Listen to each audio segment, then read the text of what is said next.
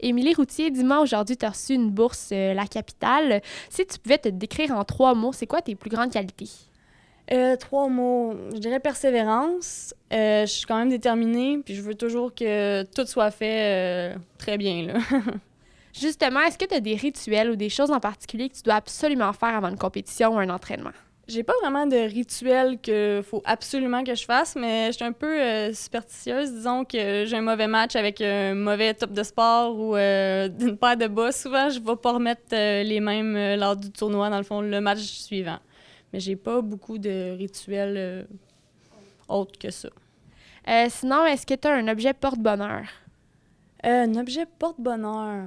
Ou que tu dois absolument avoir avec toi en voyage si tu prends l'avion ou peu importe, quelque chose que tu peux pas te passer? Non, pour vrai, j'ai aucun objet que... Non, je peux Tu pas... pourrais pas oublier, là.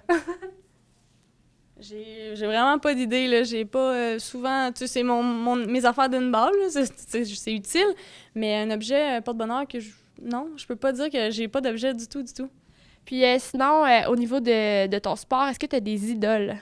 Au niveau de mon sport, c'est sûr que en France, c'est plus populaire, donc je peux pas dire un nom en particulier, mais c'est sûr que les athlètes de France, c'est vraiment eux que j'espère voir un jour.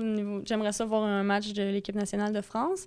Puis sinon, si je sors un peu de mon sport, côté persévérance de Joanie Rochette, j'ai vraiment aimé ça du décès de sa mère. Puis elle continue à performer et tout, fait que je dirais pas mal ça pour mes idoles, là.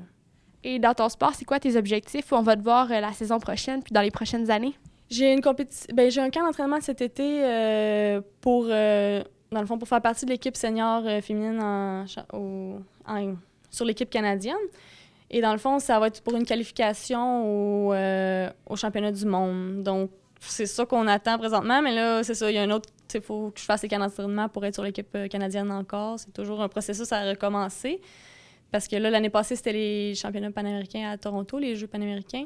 Donc là, on est dans un processus de recommencer un autre 4 ans pour la suite. Merci beaucoup, Émilie. Merci, au revoir.